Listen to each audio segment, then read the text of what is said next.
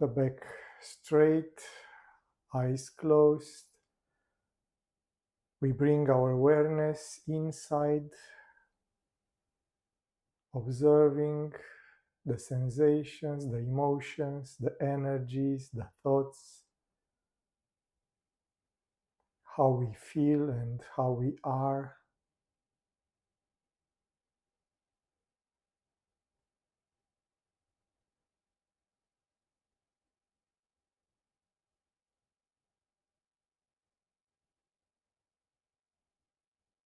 And we bring our hands into Anjali Mudra, the gesture that help us to focus our attention, awareness in the middle of the chest, a little to the right, that place that we point to when we say I or I am. And from there we embrace everything with love, kindness, and compassion. We open our heart and offer our meditation to that mystery of existence, God seen as the essence of our being and as the essence of the world. And we offer our meditation to the benefit of all sentient beings. May they all be happy, may they all be wise, may they all be kind to each other, may they all discover love.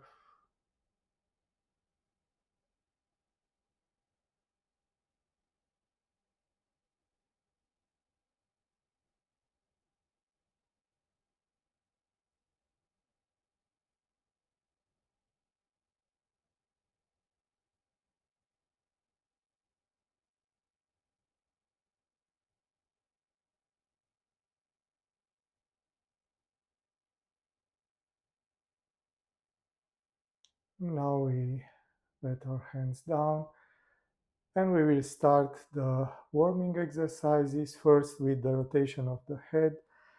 We let our chin down and rotate the head to the right slowly with awareness.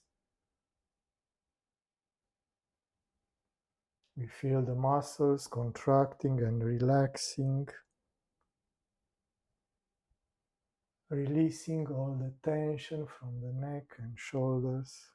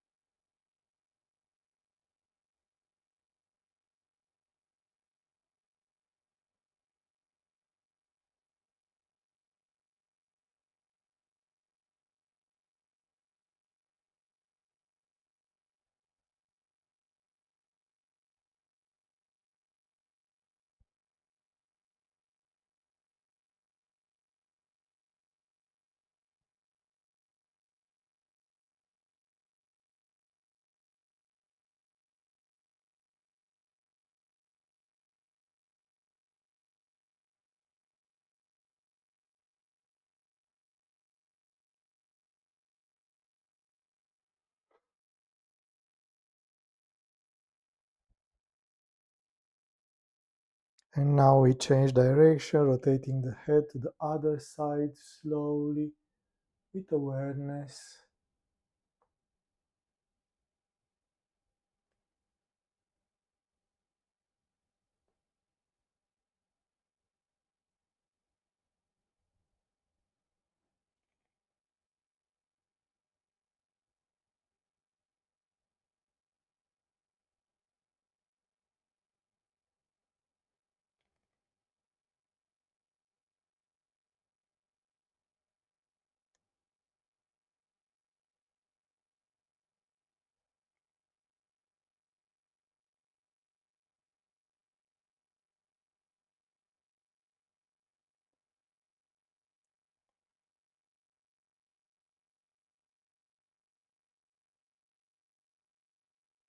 And now we relax. We feel the pleasant sensations in the neck, relaxation of the body.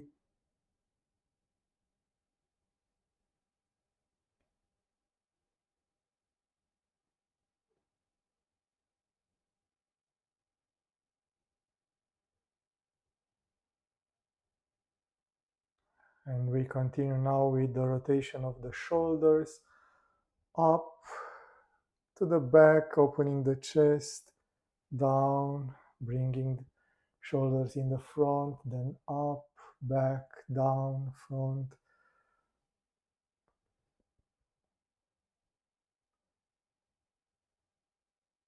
Without forcing it, just wanting to release the tension from the body.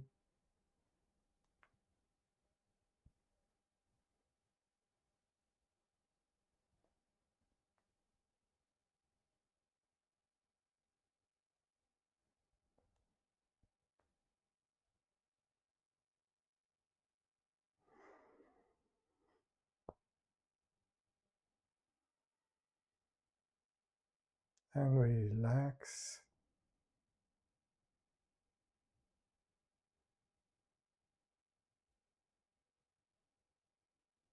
We feel the opening of the chest, the relaxation of the shoulders.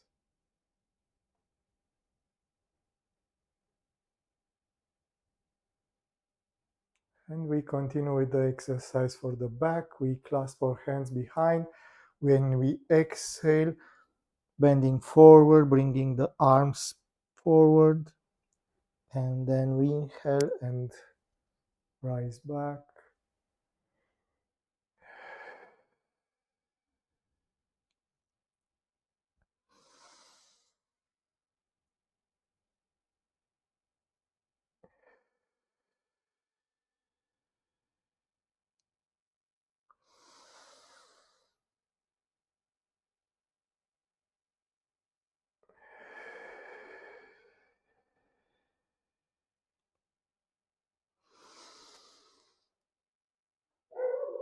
And now we come back, relaxing.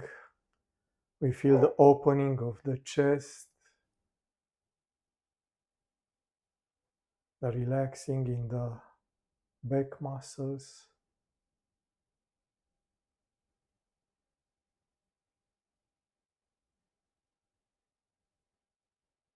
And we continue now with the stretching to the side. Inhale, raise the arm. Exhale, stretch to the side. Inhale, raise the other arm. Exhale, stretch to the other side.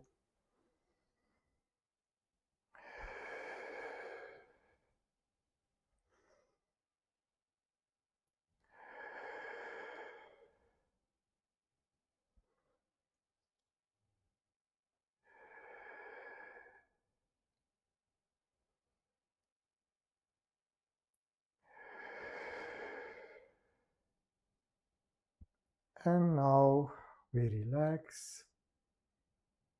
We feel the stretching of the body, the pleasant sensation of being here and now.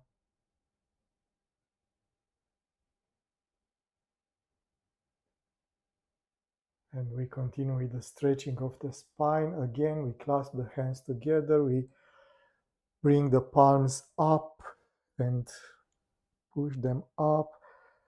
We can enhance this by pushing the shoulders up, left, right.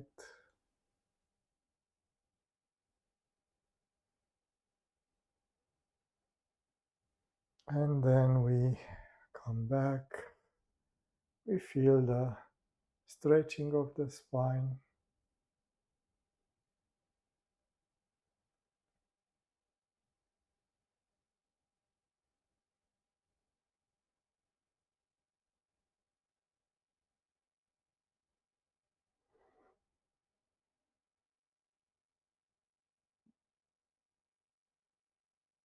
And we continue with the twisting, rotating to the left and then to the right.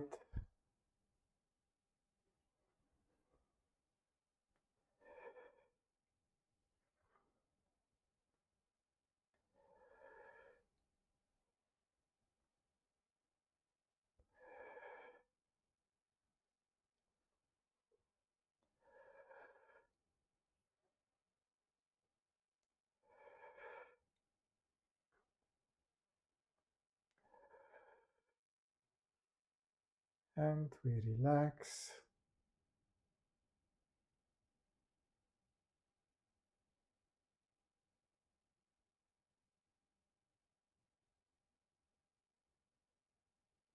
And we end our warming with the twisting and bending.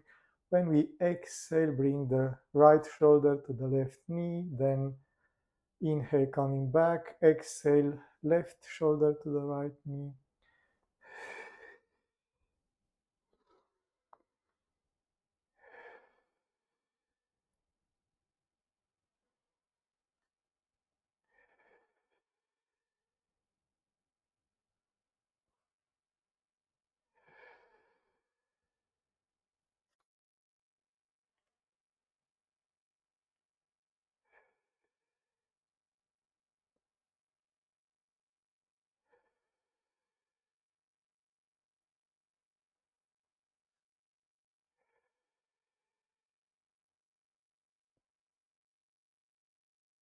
And we relax now.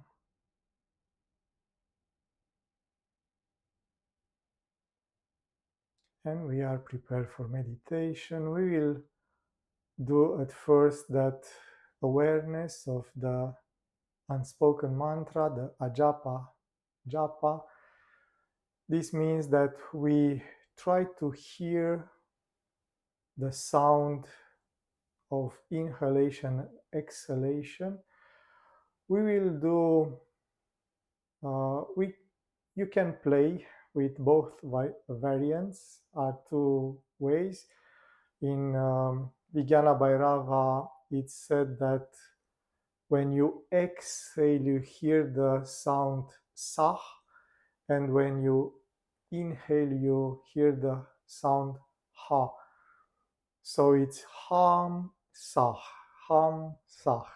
But it's not like you say the sound, but you try to identify it, to hear it in your breathing. The breathing will be normal, so don't try to force the breathing, but try to hear that ha sa ha sa. The ham sa meaning I am God, I am He. You can, if you want, you can try the classical variant from other text, in which when you inhale is hum, so hum. Yes. So play with both variants and see what is more close to your heart, what is resonating with you. You will see that one of them, it's like it's more easy to do, to hear. Let's say like this, to hear. So ham or ham sah. Yes, both mean the same thing. The accent, the way in which is the accent put it. So when it's ham sah, it's I am that, and when it's so ham, that I am. So it's not quite that big difference, but you will see what is closer to your heart. Yes. If you have questions, then let's start. We get in a comfortable position for meditation with the back straight, shoulders a little to the back, opening the chest in an open attitude, like we want to embrace the world with love, kindness, and compassion. We find that inner balance between the firmness of the pose and relaxation so that we can remain still for a long period of time, transforming the stillness of the body into the stillness of the mind.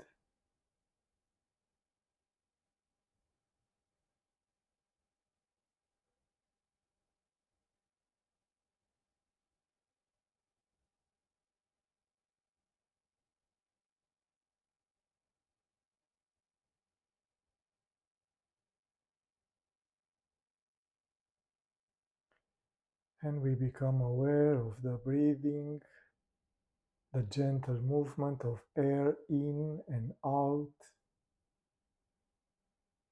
and we try to become aware of the sound that the breathing makes. We can hear so when we inhale, hum when we exhale, or we can hear hum when we inhale, sa when we exhale. You can play with each possibility to see what is closer to your heart. Again, it's not about saying with your mind, but hearing it in your breathing.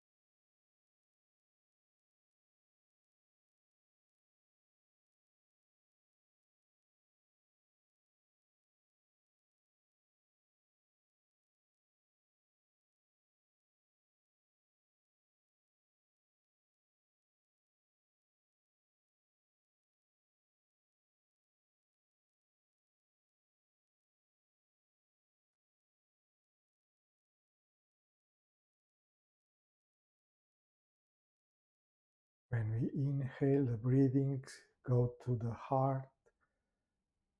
When we exhale, we start from the heart. In the heart, the mantra is complete. So inhale, so hum, exhale, so hum is in the heart. Or when you inhale, hum, exhale, sah, the mantra in the heart is complete, ham sah. We use the breathing to go deeper into the heart, into that quiet space of the heart, becoming more aware of this background of silence, of quietness on which the unspoken mantra is emitted by the breathing.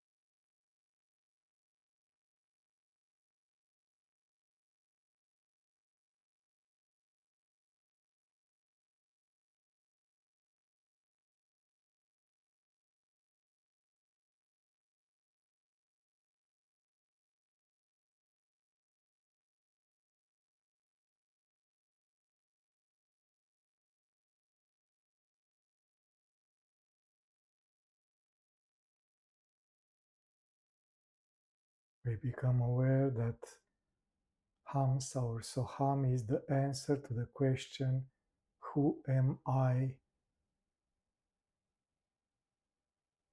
That the mind cannot answer. The answer is the existence itself, and this existence expresses itself by the breathing, affirming that identity with the divine consciousness. I am that divine consciousness, Hamsah, or that divine consciousness is me, Soham.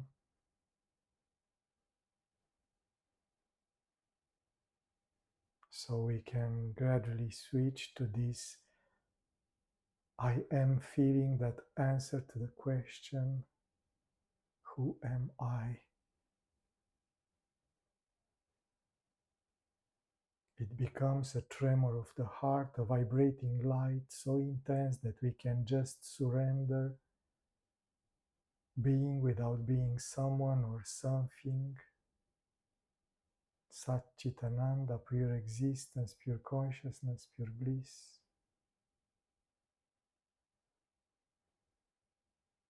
We ask the question, we are the answer.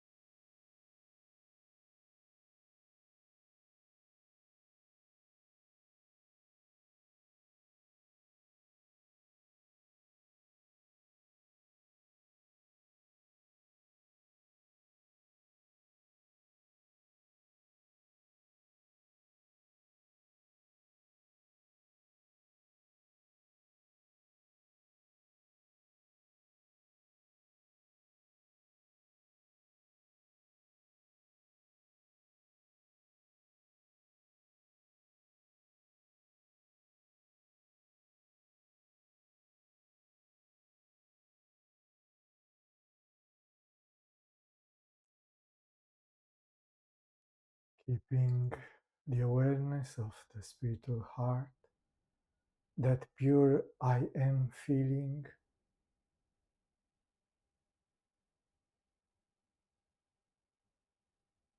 We conclude our meditation now.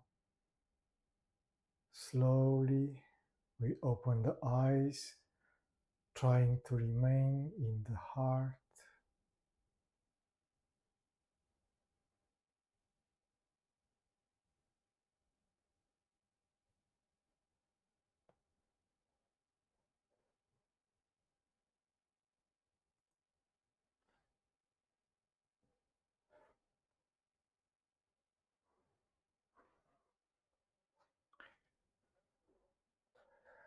So, today we will conclude our trip to the techniques, to the methods that use the mantras.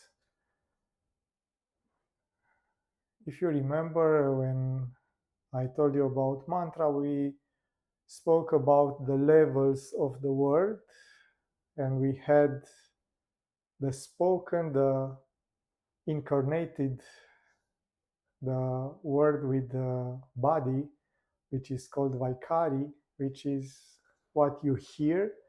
Then we had the middle level, Madhyama, which is the level of the mind, in which different possibilities are present, but until we speak them, they are just possibilities.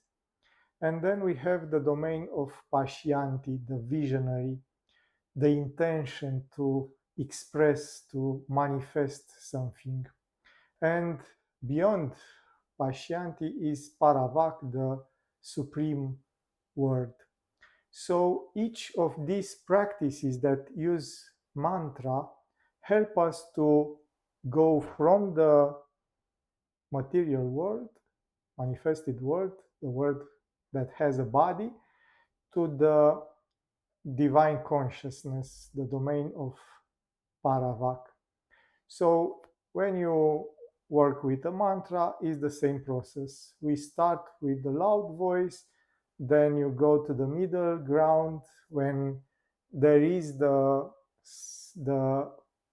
expressing form of the word, but also the energy, the uh, not so manifest form of the word, and then to the energy of that mantra, and then to the divine consciousness. So, regardless of the mantra that you use, you can go through this process and reach the divine consciousness. Then we spoke about this Ajapa Gayatri or Ajapa Japa. It's used as a general term to describe this uh, repeating of a mantra. So when you repeat a mantra like Om, Om, Om, Om, this is japa. So our breathing does the japa with Soham or Hamsa. But again, when you try to listen to the sound of the breathing, so not just to put uh, sounds instead of listening, but try to listening, then it's just the energy. I am that. I am God. I am the divine consciousness. So again, it's at first you think about it. You think the so, you think the hum, but then if you become more aware, it's just becoming aware of this manifesting of identity between the individual consciousness and the divine consciousness. And we use this as a way to awaken to this reality. And the last form that we will speak today, it's called Nada Anusamdhana, or listening to the interior sound. In a lot of places, this Nada Anusamdhana is praised as a very high form of yoga. And sure, if you go to a retreat with Sahaja, you will see that he also speaks a lot about this because it's presented in Hatha Yoga Pradipika, very uh, high regarded in Hatha Yoga Pradipika, but also in different Upanishads like Nada Bindu Upanishad, which speaks about specifically about hearing the inner sound. And that because this inner sound, which is called nada, it's actually the vibration of consciousness. And for this reason, hearing, trying to be aware of this vibration of consciousness, helps us to dissolve the mind into the divine consciousness. And for this reason, it's considered as a form of laya. Laya means dissolving, and there are different forms of laya, and this nada anusandana, hearing the inner sound, is considered the highest form of laya, the most uh, efficacious, the most uh, the best, the best of the best forms of laya, of dissolving the mind into the consciousness. So nada, the word nada, uh, has as an origin the root nad, which means to flow and also make to to make a sound, to make to something to resound, to vibrate.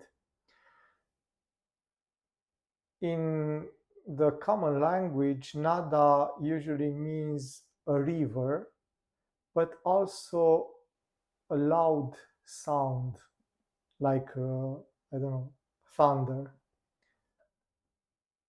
And also, it's used in the musical theory to signify the subtle aspect of the musical sounds. And from here, it's taken for the spiritual meaning. So, in the musical theory, they think that each of the sounds that an instrument makes has a vibration in your consciousness. So, when you hear the music, your consciousness vibrates. And for this reason, the music has such a profound impact, such a profound effect of on your consciousness, because your consciousness starts to vibrate with the music.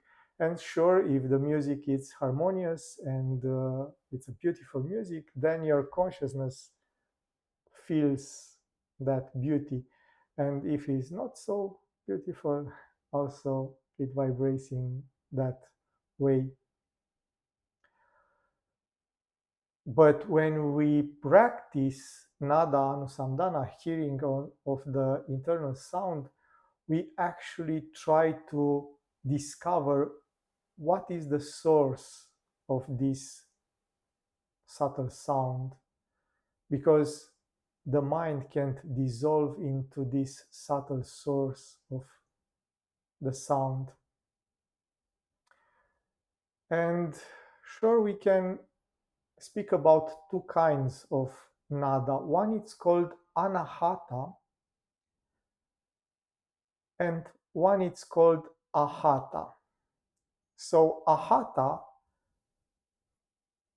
I am not sure that I pronouncing very well.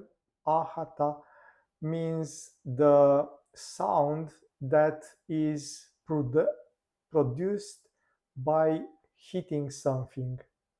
So, in this theory of sound in India, each of the sounds has as an origin this hitting, this making the air to vibrate. So if it's a chord, when you pinch the cord hits the air and vibrates the air to produce a sound.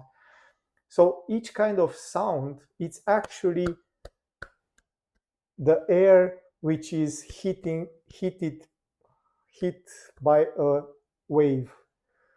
So sure, the sound can travel to I don't know, a door or a wall by vibrating the material. Again, by hitting the air hits the wood of the door, and then the wood of the door vibrates and then hits the air beyond that, and this is the usual sound. But in yoga we speak about anahata. Anahata, is the name of the fourth chakra, but the actual name means that it's something that has no cause. It's a sound that has no cause because it's not produced by hitting something. Yeah. So anahata actually means something that has no cause because it's not uh, hit by anything. And for this reason, nada or anahata nada is the sound of the silence. And sure, it's like a paradox. Okay, silence means that there is no sound. But if you stay in a place where there is perfect silence, there is no sound. I don't know, you go into a cave or in a soundproof room, you will see that the silence is actually a kind of vibration. It's like your ears are vibrating with this inner sound of consciousness, which has no external cause. It's more correct to say like this. It doesn't has an external cause because it's the sound of consciousness vibrating. And there is a very, very beautiful quote from Sri Atmananda that says, Nada is the name that is given to all sounds because it pervades each sound. By practicing any kind of art, form of art, when you go to when you go from the external aspect, from ahata, to the subtle aspect, which is anahata, you experiencing the joy of the eternal happiness. The true art should try to reach this goal without any kind of violence uh, upon, upon the internal harmony, which is the true reality. Of course, there is diversity in ahata, in the external aspect, but in music, in a kind of music that is so uh, beautiful that it doesn't uh, it doesn't spoil the subtle aspect, the anahata, which is beyond it. For this reason, the music is so much appreciated. So what the quote says, I don't know. I try to translate it directly from Romanian, in which I had the quote, but uh, what it's saying that uh, any kind of art will make your heart vibrate. But in the music case, in the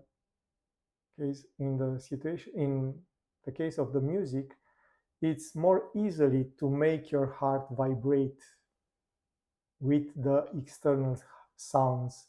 And for this reason, says Atmananda, the music is so much appreciated. So, like I said, nada, it's a form of laya. Laya, again, it's a general term that means absorption or dissolution. And here it's about the absorption or dissolution in the meditative state, which is when the individual consciousness dissolves into the divine consciousness. And for sure, this is the goal for Nada Anusamdhana. And I think you and Carmen had teach you a thing that is called Laya Yoga, which sure it's the way in which you use a mantra to listen to the internal sound, to that vibration. Uh,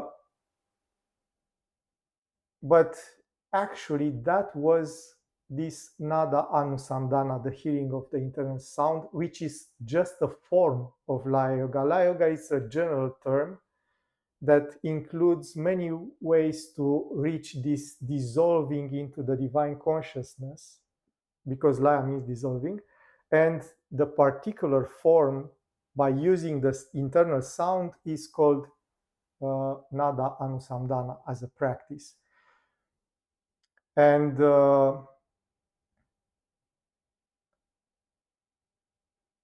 another quote from Yoga Tattva Upanishad describes Laya Yoga in this way. Laya Yoga is the absorption of the mind or individual consciousness when you travel or sit or sleep or eat. You have to meditate to the unity, to the one, to the divine. And in another text called Amaruga Prabodha, it's affirmed that Laya means the contemplation of the immortality nectar present in our body until the divine, until the individual consciousness dissolves into the divine. And in Yoga Bija Upanishad, it's said Laya is the identity between the object and the one who knows that object. Realizing this identity, the mind is dissolving. When Laya Yoga appears, prana becomes stable. Because of this absorption, is achieved happiness, beatitude, bliss, and the transcendental state.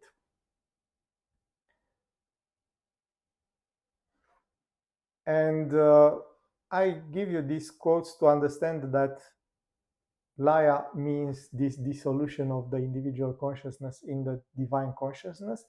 And in Hatha Yoga Pradipika, in other text, Nada Yoga, so Nada, the hearing of the internal sound, is considered the very best. And for this, for example, in Hatha Yoga Pradipika, it's said that Adinata or Shiva revealed numerous different ways to achieve laya, and all are efficient. But among these, Nada Anusamdhana, the practice of hearing the internal sound, is the best of all. So this is said in Hatha Pradipika.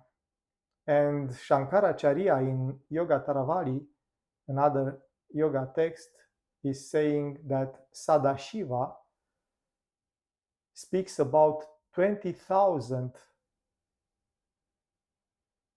different ways to practice laya, but the most important is Nada Anusamdhana because this gets you to samadhi. And I will give you these quotes just to uh, help you to understand the importance.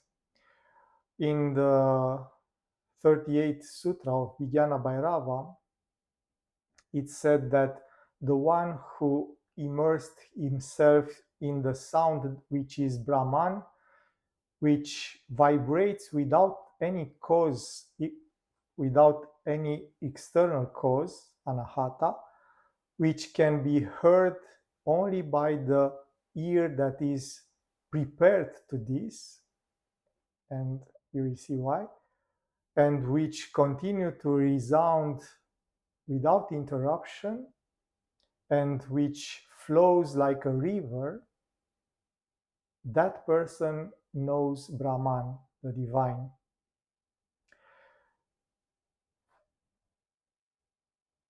And sure, different texts emphasize that the divine is like this vibration of the consciousness, which in our world is expressed by the sound. For this reason, they speak about Shabda Brahman, which means the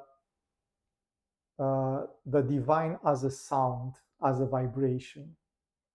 And sure, it's a beautiful thing. But now let's get practical. What is this? Yes. First of all,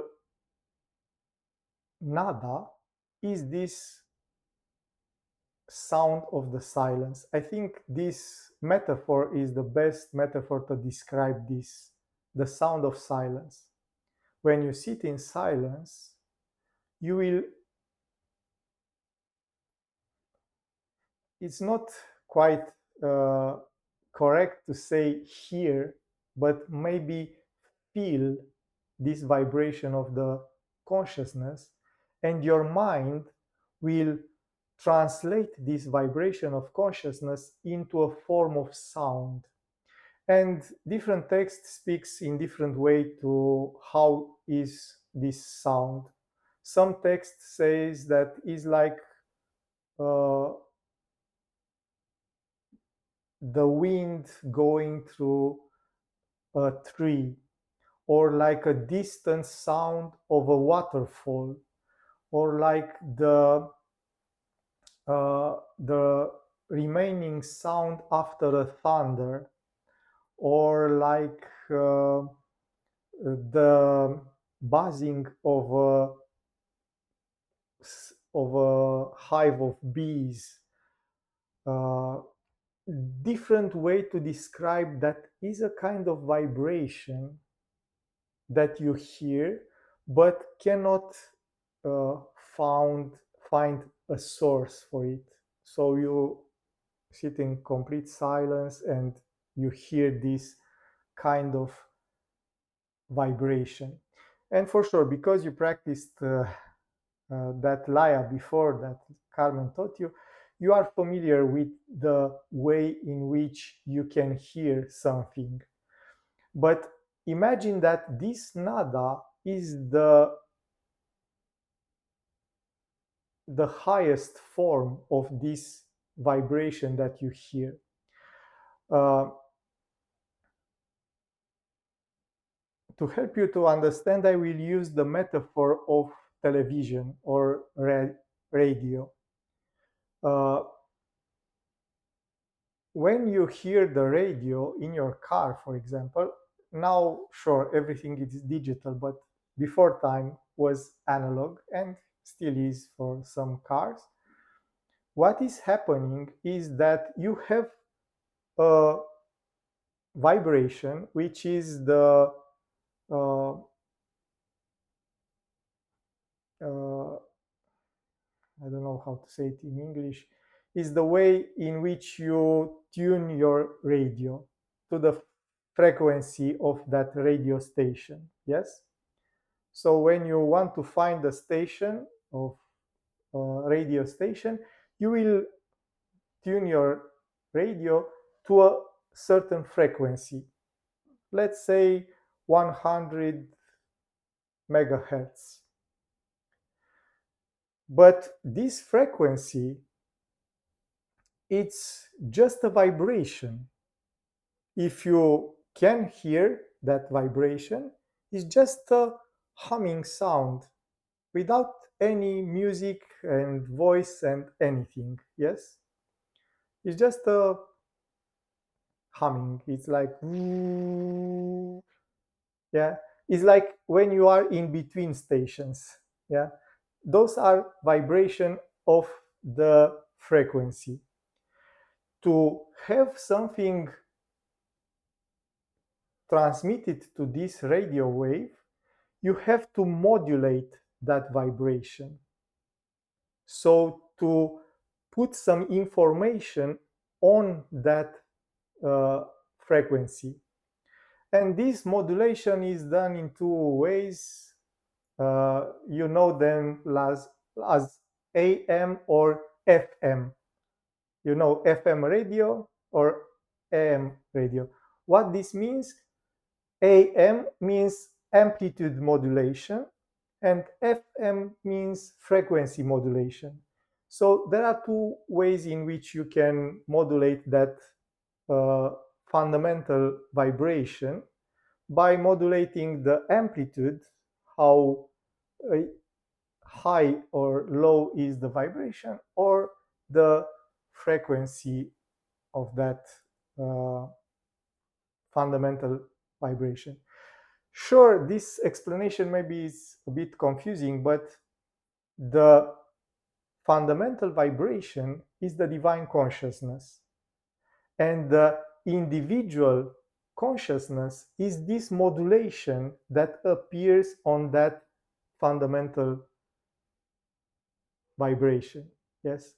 So when you try to hear the nada, you actually separate your individual consciousness from the fundamental vibration, which is the divine consciousness. And for this reason, the sound becomes more pure and more subtle the more you try to hear it. And this means that you go closer and closer to this divine consciousness. And for this reason, this practice is so high regarded, because trying to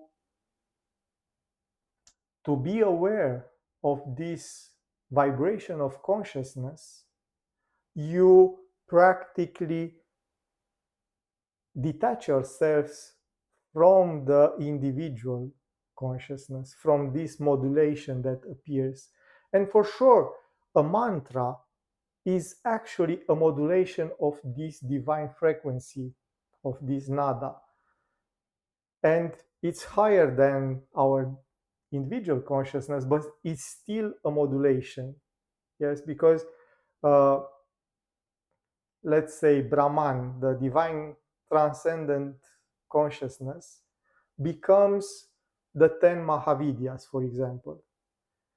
These Mahavidyas are expressions of the divine consciousness, but they are like an information, like a modulation of this divine frequency, and are like a little more closer to our world than the transcendent one. Yes. So when we go to a Mahavidya, we go closer to the divine consciousness, but we have to go beyond them to reach the divine consciousness. It's like what happened with Ramakrishna. He was a person that adored Kali, the Mahavidya of time, and he was so uh, devoted devoted to Kali that he cannot achieve the divine consciousness because he was so focused on this form, which was Kali. And he meet a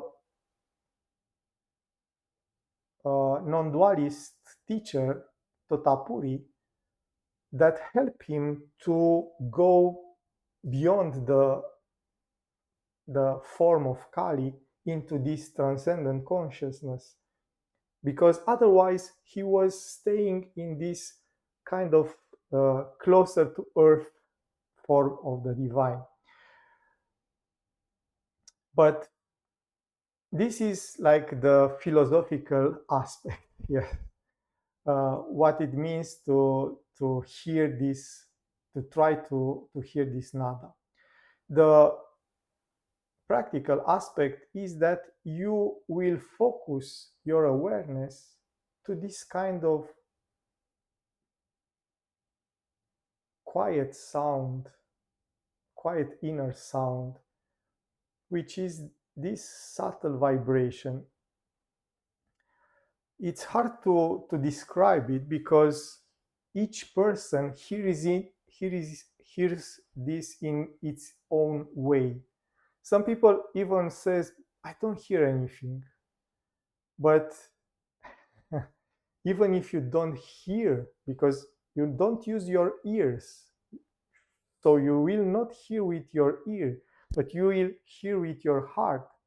That is the reason that is called anahata, this center, because it's the way in which you actually feel that inner sound. Yes. So you actually hear with your heart because you vibrate, you become that vibration. It's not like hearing with the ear, but again, this subtle feeling of this vibration. And it's closed with the tremor of the heart, with that spanda that we know from Hridaya, because spanda is this vibration between the transcendent and immanent form of the divine, between the highest, the one that is not present, and to the one that is manifest. And it's actually another form to express this vibration of consciousness. Yes. So as a practice, and again we will try it next time, as a practice, for example, I will quote you from Nada Bindu Upanishad when it's described it as in this way, from the Sutra 31 on.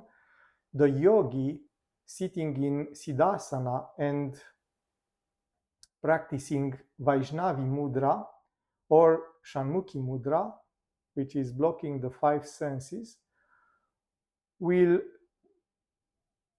hear continuously the inner sound through the ear that is prepared by yoga. And remember, in Vijnana Bhairava also is mentioned this ear that is prepared by yoga. What this means? It means that you have to first quiet the mind, because it's not just the external sounds that you have to quiet down, but also your mind. When you become very accustomed with the inner sound, You will hear it even in the middle of a very noisy place, in a place full of people that speak to each other. You will always be aware of this inner sound, but at first you will have to try it in the silence. But it's not enough the external silence. It's necessary to have an internal silence as well. And not just this internal silence, but also to refine your awareness.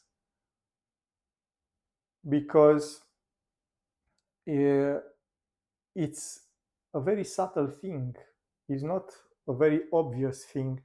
Uh, Sahaja always compared this with tinnitus. Tinnitus is a kind of medical condition in which your ear starts to vibrate very intensely. It's like, I don't know the English word, but it's like you hear a very high pitched sound, like, yes, in your ear. That is tinnitus. This is like a kind of tinnitus that you don't hear in your ear, but again in your heart. And without that annoying intensity. Yes, it's not annoying. It's not like when you have tinnitus, you cannot think because it's so intense. But this is kind of quieting. It helps you to relax and uh, dissolve everything into this. So you have to to be prepared for this by exercising awareness. Be uh, be aware of what is happening inside of yourself and uh, experiencing subtler and subtler uh, things. But again, you are prepared because you already practiced Laya. Then Nada Bindu continues, this sound that you listen to will make you not hear anything from the external sounds. Going beyond all obstacles, the yogi will enter into the state of Turiya, the fourth, the Samadhi, in 15 days. So very, very fast. But 15 days if you stay in meditation. So this is this is the difficulty. Yeah, 15 days of meditation. Then it continues at the beginning of this practice, the yogi will hear many sounds that grow gradually in frequency and are heard subtler and subtler. Yes. So you can hear different kinds of vibrations, but if you stay with them, they become subtler and higher in the form of vibration. At the beginning, the sounds are like the ocean, the clouds, the drums, or waterfalls. In the middle, they are like a bell, a church bell, yes. And in the end, is like a gong, the Tibetan gong, a flute, a veena. Veena, it's an Indian instrument, or uh, like bees in the distance. In this way, the yogi hears many sounds, but they become more subtle. When he reached the level in which he hear the sound of a gong, a Tibetan gong, of that kind of bell, he will have to hear only the subtler sounds. he can change the concentration from the lower aspects of the sound to the subtle aspect of the sound, or from the subtle aspect to the lower or lower aspect. But he will have to let his mind to be dissolved. Oh, sorry, but he will have to don't let his mind to be distracted by other sounds. The mind that concentrated at the beginning on any kind of sound will become focused firmly on the nada and will dissolve in it. So the mind that at first just hear any kind of sound, then will focus only on the nada and will dissolve in it. The mind, will become insensible to any kind of external stimuli and will begin to be one with the sound in the same way in which the milk and water will mix, and then it will be absorbed in Chitakasha, the space of consciousness. So the mind will not hear any kind of sound, will become one with nada, with the divine vibration of consciousness. And they use always this kind of metaphor in which the milk and water, when they mix, become one. You cannot distinguish anymore what is milk or what is water. Yeah, they become one. So in the same way, the mind will become one with the divine consciousness. And when I say the mind, usually I mean the individual consciousness. The term is chitta, which means mind or individual consciousness, and chit is the divine consciousness. So chitta becomes chit in this way. And the last sutra that describes this practice, the mind will, oh, I already told you the last sutra. So in this text, the practice is that Shanmukhi Mudra, in which you put your hand on all the openings of the senses. So you press this part of the ear inside. So it's like you put a plug in your ear, and then the index finger, you place it gently on the eyelids, then the middle finger on the nostrils, then the ring finger on the upper lip, and the little finger on the lower lip. And this mudra is used to close the senses, but for sure is not necessary, but it helps, especially this pressing of the ear, because it helps you to quiet down the external sounds. Sure, when you are in a quiet room or in a place very quiet, again, if you put your fingers on the ears or not, it doesn't matter. But you will observe, yes, Teresa. Usually we do this mudra when we practice pranayama. Yes, but classically it's a meditation mudra. It's not for pranayama. Yes, because it's about closing the openings of the senses. Sure, you cannot breathe very well if you press the nostrils. And for this reason, it's like a form of pranayama, because you have to open the nostrils, close the nostrils to let the breathing go. But you will see in a lot of places it's used mostly to practice this kind of hearing the internal sound, because you pressing the ears and metaphorically closing all the opening of the senses, you will become more focused inside. But we will not do this. Yes.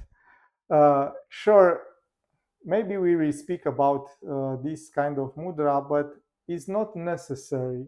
Again, it's a metaphoric way to close all the senses. uh, I think if you go to a retreat, you see that when you put a plug in your ear, it's more easy uh, to focus inside, because you are not disturbed by the external sounds. I don't. Your colleague change position, some dog bark in the distance, or every time you hear the sound, your mind will become distracted. So when you put something in your ears, it's more easy to focus.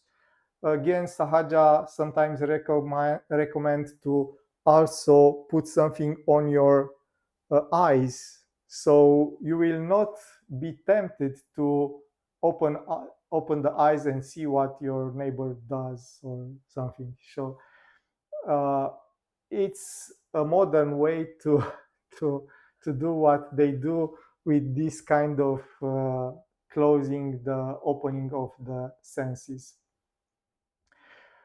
What we will do is the simple way to just listen to the silence, to this inner vibration, and that is it. It's not complicated, but it's a bit difficult because usually our mind is very easily distracted from different things. uh, it's become quite late, so if you have any other questions. So next time I will again, we will start with this, but I will explain you more the practical details of what we will do. Until then, just try to be more aware of this inner sound. When you are in a quiet place, the best time is when you stay in bed trying to fall asleep, because usually people around again try to fall asleep, the cars are less and less on the street, and everything will quiet down. If you can and want to experiment, uh, try that Brahma Muhurta. That uh, it's a traditional hour for meditation, which is around 4 o'clock in the morning. It's difficult to wake at 4 o'clock, but if you try, you will see that at that moment is the most quiet moment of the day. Yes. Why? Because almost all the people are sleeping at 4 o'clock in the morning. Yes. Uh, there are no cars, there are no birds, there are no cats, there are no. It's the most quiet moment. You can also try to meditate during the night. So start the meditation from around 12 or 1 o'clock and try to meditate until morning. And you will see, it's a very interesting thing, that you will see how the whole world around you quiets down until that around 3:30, 4:30 in the morning, and quiets down to a moment, and then gradually starts to be noisy again. And around 5, 6, it's more, and 7, 8, it's like the most. And then again, we'll quiet down around 10, but not so much as in the middle of the night, that hour. And for this reason, in the tradition, it's recommended, it's called Brahma Muhurta, the hour of Brahman, to meditate at 4 o'clock. Yes, Teresa. You wanted to say something? No, but I can share. In this moment, I I feel this. I listen the silence. I feel the silence. Uh, Maybe because the class, Yeah. but the sound is very present. Yes. The sound of silence. It's always there. It's always there. But now I just reminded you to to be more aware of that. So I wish you a beautiful night and a beautiful sleep, and see you next week. Thank you.